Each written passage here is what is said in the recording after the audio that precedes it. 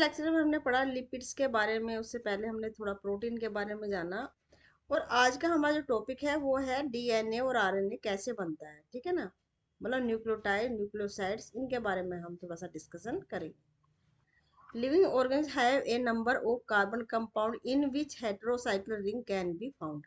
Hetero means होता है different, मतलब वो कार्बन कंपाउंड जिसमें डिफरेंट साइक्लिक रिंग्स मिलती हैं। Some of these are nitrogen base, उनमें से कुछ है नाइट्रोजन बेस, मतलब वो रिंग जिसमें नाइट्रोजन मिलता है उसको कहते हैं नाइट्रोजन बेस।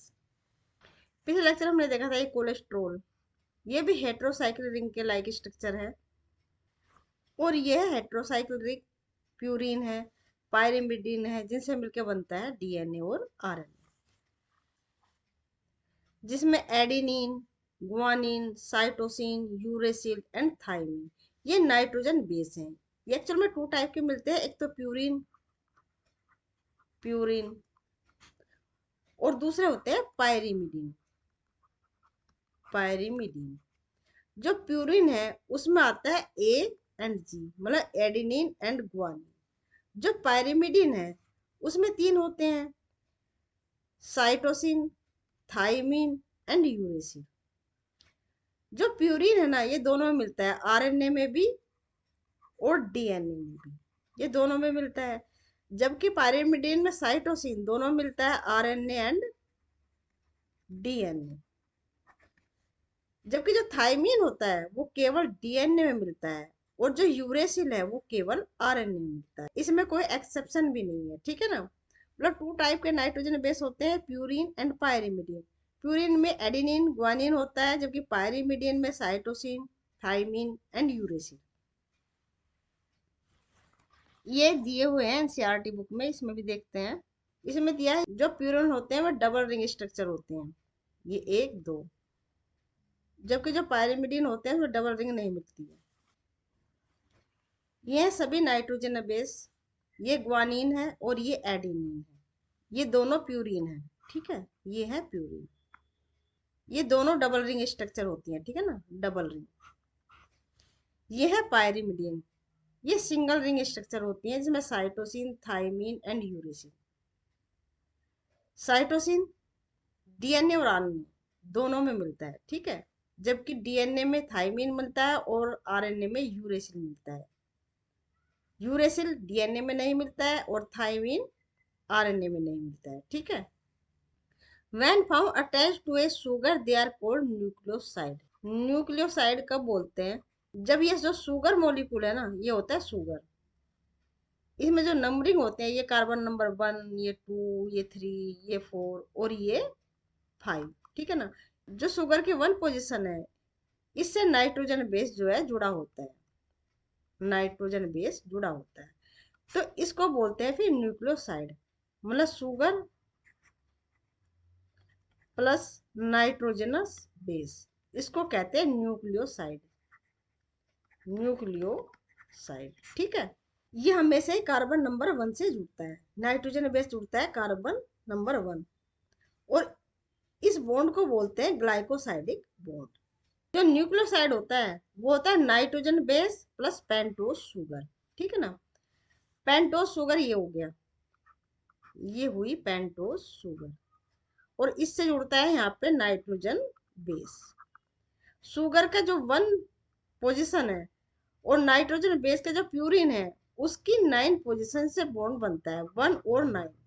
ठीक है, जबकि जो पायरिमिडीन होता है उसमें जो शुगर की पोजीशन होती है 1 और नाइट्रोजन बेस की पोजीशन होती है 3, मतलब 1 और 3 में बॉन्ड बनता है।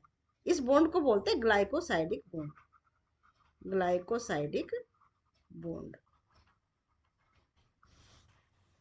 राइबोन्यूक्लियोसाइड, आरएनए में बनने वाला जो राइबोन्यूक्लियोसाइड है वो है adenosine, adenine plus ribose. Ribose ये शुगर होती है जो आरएनए में मिलती है, राइबोज शुगर, जबकि डीएनए में मिलती है डीऑक्सी राइबोज शुगर। ये है राइबोज शुगर जो आरएनए में मिलती है, और ये डीऑक्सी राइबोज शुगर जो डीएनए में मिलती है। ये पोजीशन यहाँ से काउंट करते हैं 1, 2, 3, 4 और ये कार्बन नंबर 5। ये 1, ये 2, ये 3, ये 4 और ये कार्बन नंबर 5। दोनों में किस चीज का अंतर है, नोटिस करो। देखो इसमें ये हाइड्रोक्सिल ग्रुप है, यहाँ पे भी हाइड्रोक्सिल ग्रुप है, जबकि पोजीशन नंबर 2 पे डीएनए में हाइड्रोक्सिल ग्रुप नहीं है। मतलब यही अंतर होता है आरएनए और डीएनए में। जो डीएनए है ना, उसमें एक ऑक्सीजन का एटम कम होता है ना, ऑक्सीजन का एक एटम कम होता है। डी मीन्स होता है डिक्रीज, डी बोल सकते हैं डिक्रीज को, डिक्रीज मतलब घटना। डी ऑक्सी, ऑक्सी मतलब ऑक्सीजन का एक एटम जिसमें कम होता है उसे कहते हैं डीऑक्सी राइबोस शुगर। जो राइबोस शुगर होती है इसमें 1, 2 और 3 तीनों पे हाइड्रोक्सी ग्रुप होता है, और यही रिएक्टिव होता है। जो हाइड्रोक्सी ग्रुप होता है ना, यही रिएक्टिव होता है। ये इसी से फास्फेट या नाइट्रोजन बेस जुड़ते हैं। जहाँ पे भी ओ OH होता है ना, जहाँ पे भी ओ OH ग्रुप होता है, हाइड्रोक्सी ग्रुप होता है, वहीं पे नाइट्रोजन बेस या फॉस्फेट जुड़ते हैं, ठीक है। जो आरएनए के जो राइबो न्यूक्लियोसाइड है, जो आरएनए में मिलते हैं राइबो न्यूक्लियोसाइड, उसको एडेनोसिन, मतलब इसमें एडेनिन जुड़ा है, इसमें ग्वानिन जुड़ा है और राइबोस शुगर, इसमें यूरेसिल जुड़ा है और राइबोस शुगर, और इसमें साइटोसिन जुड़ा है और राइबोस शुगर। इसमें जो है ये नोटिस किया आपने, आई एन ई जुड़ जाता है, जैसे एडिनोसिन है, जैसे एडेनिन है, जैसे एडेनिन है, उसमें जुड़ जाता है ओसिन, है ना, एडिनोसिन, ग्वाइनोसिन। लेकिन आई एन ई इसमें यूरिडीन, आई एन ई, ठीक है, ये आई एन साइटिडीन। लेकिन जब ये न्यूक्लियोसाइड है, इससे फॉस्फेट और जुड़ जाता है, तो उसको कहते हैं फिर न्यूक्लियोटाइड, न्यूक्लियोटाइड। यानी न्यूक्लियोसाइड क्या है, शुगर मॉलिक्यूल, राइबोस शुगर या deoxy ribose sugar plus nitrogen base, ये है न्यूक्लियोसाइड, न्यूक्लियोसाइड। लेकिन जब इस न्यूक्लियोसाइड से फॉस्फेट जुड़ जाता है तो उसको बोलते हैं nucleotide, nucleotide. If a phosphate group is also found esterified to the sugar they are called nucleotide. और फॉस्फेट ग्रुप को जुड़ने को बोलते हैं एस्टिफिकेशन होना, मतलब एस्टर बॉन्ड का बनना, एस्टर बॉन्ड बनना। जब फॉस्फेट प्लस न्यूक्लियोसाइड बनते हैं तो इसमें एक एस्टर बॉन्ड बनता है, उसको बोलते हैं न्यूक्लियोटाइड। जैसे हमने देखा एडिनोसिन, गुएनोसिन, थाइमिडीन, यूरिडीन, साइटिडीन, ये है न्यूक्लियोसाइड। डीऑक्सीराइबो न्यूक्लियोसाइड भी होती है डीएनए में। जब डीऑक्सीराइबोस शुगर होती है उसमें, है ना, डीऑक्सीराइबोस शुगर होती है, उसमें नाइट्रोजन बेस जुड़ता है तो उसको बोलते हैं डीऑक्सीराइबो न्यूक्लियोसाइड। डीऑक्सी एडिनोसिन, डीऑक्सीगुएनोसिन, डीऑक्सीथाइमिडीन और डीऑक्सीसाइटिडीन, इसमें ये 4 टाइप के न्यूक्लियोसाइड बनते हैं। फिर है राइबो न्यूक्लियोटाइड, मतलब जब न्यूक्लियोसाइड से फॉस्फेट ग्रुप जुड़ जाता है तो उसको बोलते हैं न्यूक्लियोटाइड।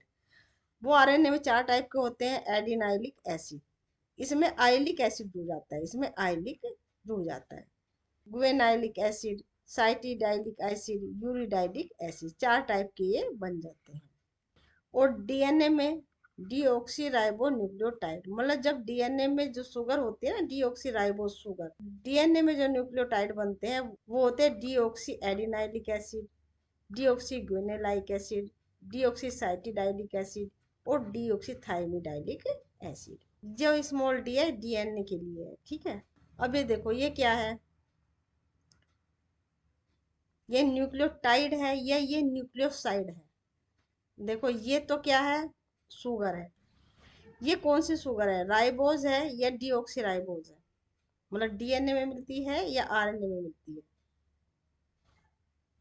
देखो जो डीऑक्सी राइबोज शुगर होती है ना, उसमें कार्बन नंबर 2, मतलब 2 पोजीशन पे हाइड्रोक्सी ग्रुप नहीं होता है, ठीक है, जब किस में है, तो इसका मतलब क्या है, ये राइबोज शुगर है, राइबोज शुगर। ये न्यूक्लियोसाइड है या न्यूक्लियोटाइड है। देखो न्यूक्लियोसाइड में तो क्या है, नाइट्रोजन बेस जुड़ता है शुगर से, ठीक है ना। ये 9 पोजीशन है, तो ये क्या है, ये प्यूरिन है, ये प्यूरिन है, ठीक है। 9 तो प्यूरिन बेस का होता है पोजीशन, और नंबर 1 पोजीशन होती है शुगर की, दोनों में बॉन्ड बनता है, इसको कहते हैं ग्लाइकोसिडिक बॉन्ड, ठीक है। और कार्बन नंबर 5 पे जुड़ता है फास्फेट ग्रुप। और जो फास्फेट है ना, ये कई तरफ से बॉन्ड बना सकता है ना, ऊपर भी बना सकता है, नीचे भी बना सकता है। जब सिर्फ एक फॉस्फेट ग्रुप जुड़ता है ना, तो उसको कहते हैं एस्टर, एस्टर बॉन्ड। क्या बोलते हैं उसको? Ester bond, phosphoester bond.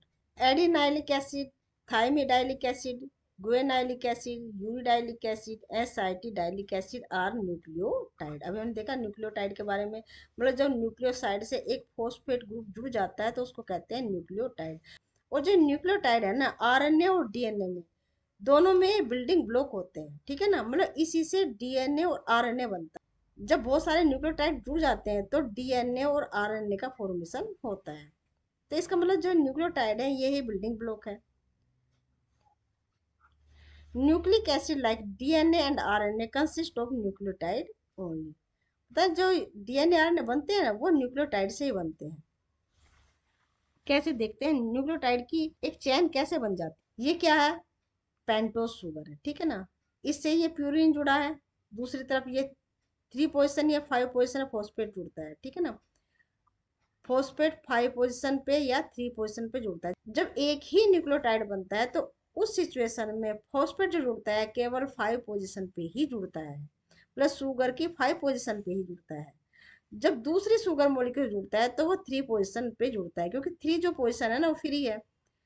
फिर फॉस्फेट 3 पोजिशन पे जुड़ता है, और शुगर के 1 पोजिशन पे नाइट्रोजन बेस जुड़ता है हमेशा, तो ये नाइट्रोजन बेस जुड़ रहा है। ये क्या है? पायरीमिडीन है, पायरीमिडीन है।